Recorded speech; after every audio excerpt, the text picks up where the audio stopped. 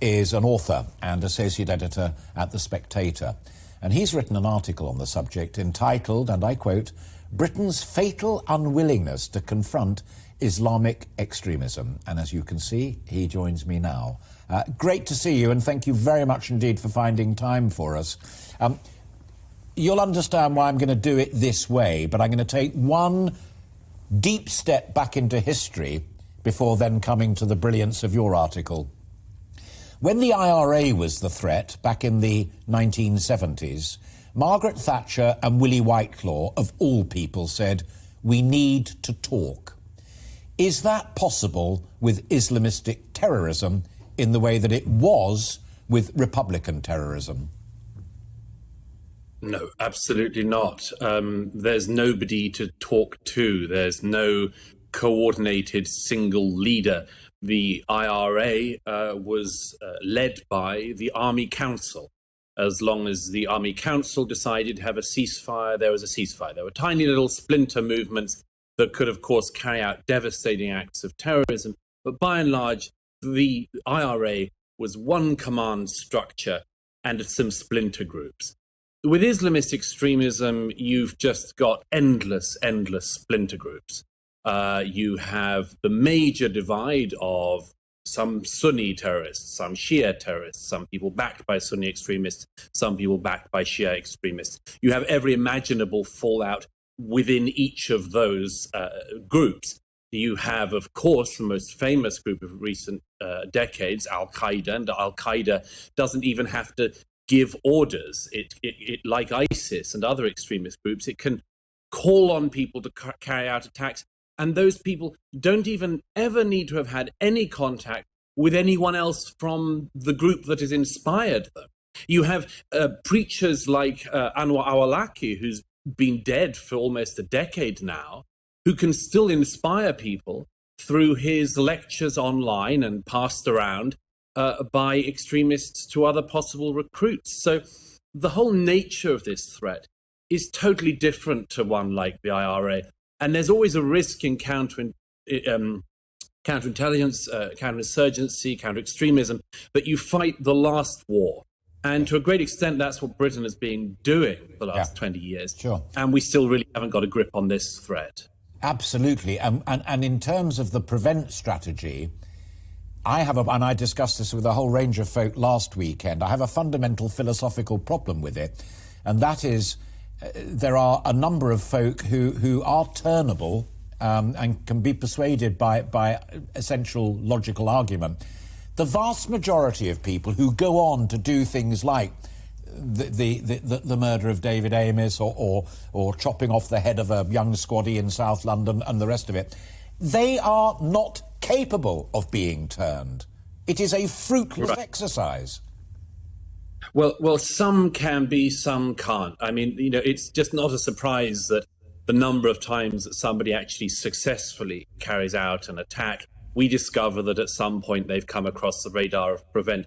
To some extent, you have to accept that as a society. The security service, for instance, can't stop every possible attack. I mean, you can't stop everybody who is on the watch list from getting hold of a knife, for instance. We all wish that you could, but you probably can't. So the society has to work out what the minimal level of risk is that you can tolerate.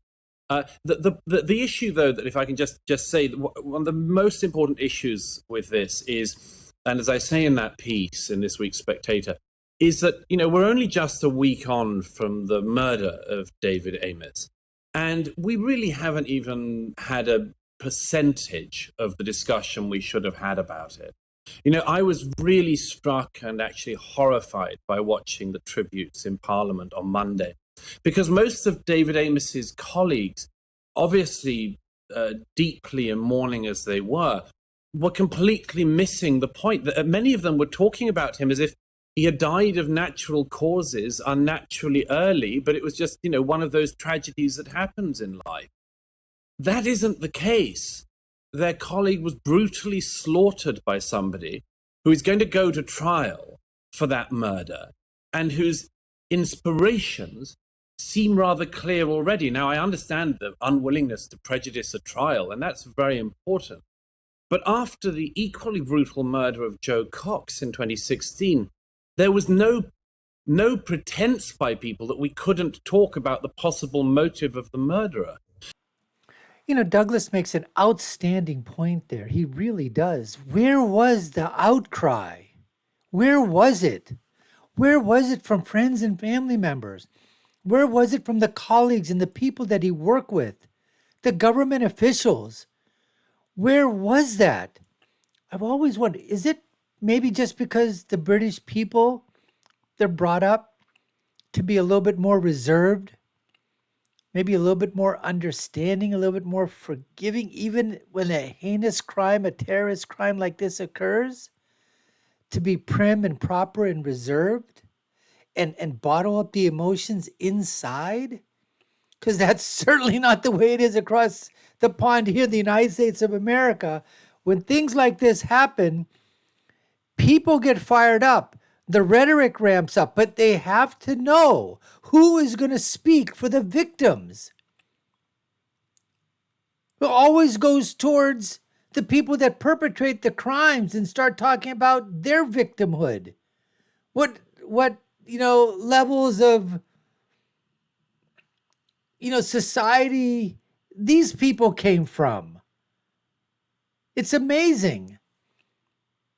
It's the victim in this, the innocent person who's going about doing his daily job or whatever, gets murdered, butchered for no reason whatsoever other than because he's not, he's considered to be a heathen. He's considered to be a Satan or part of the, the great Satan, the little brother Satan, Britain. And then it's prejudice the case. How are you going to prejudice the case by just talking prejudicing? I don't understand this prejudice the case. I really don't understand. I know Douglas brought that up. And you can understand. I don't understand that at all, folks. I just don't. And I tell you what, that wouldn't have been me up on the pulpit if I was part of that giving the eulogy. It would have been straight honed and said, these people, these Islamists, these murderers, these bastards, these, they themselves they're infidels. The ones that committed this are infidels. They're the ones that are going straight to hell for committing this. They're the ones that perpetrate an act against God. They are the cowards. That's what needs to be said. Anyways, folks, we'll get back to the interview just a few seconds. But before we do, you're watching the Dr. Nasir Shaikh Show. I'm your host, Dr. Nasir, where I give you my political prescription from my political perspective of what happens when Douglas Murray collides and writes an unbelievable article. And we're talking about everything that's happening, folk, in this world. You've got social media, culture, religion, Islamists, politics, policy, government. They all come crashing together. Let's get back to the interview right now. Until the trial and eventual conviction of the murder of Joe Cox to talk about what might have driven him. And what I say about the suspect, as we've got to keep calling him in this case, Ali Harbi Ali, is that none of that discussion has happened. We still aren't there. Everyone in Britain always says after every Islamist-inspired terrorist attack, well, wait till the verdict. We shouldn't prejudge. I've been through this now, like we all have 20 years and more. We never have the discussion in Britain. We never have. Last year in Reading, 3 gay men were stabbed to death in a park on a lovely summer day by a young man who was a Libyan immigrant called Sadal. And Sadal stabbed those 3 men to death, shouting Allahu Akbar, among other things.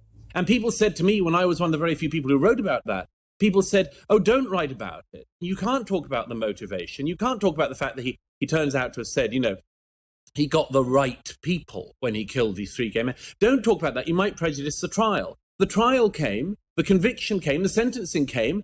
Where were all these people talking about it? Still they don't. Still they don't. In this country, in the United Kingdom, uniquely badly across all of the Western countries, we cannot seem to muster up even the courage to talk about this. And so what happens is you have brutal attacks like the murder of Sir David Amis, and there is effectively silence. When you have a massive terrorist attack like the 2017 suicide bombing at Manchester Arena, where dozens of young people are murdered and have their lives unchangeably altered, we get what?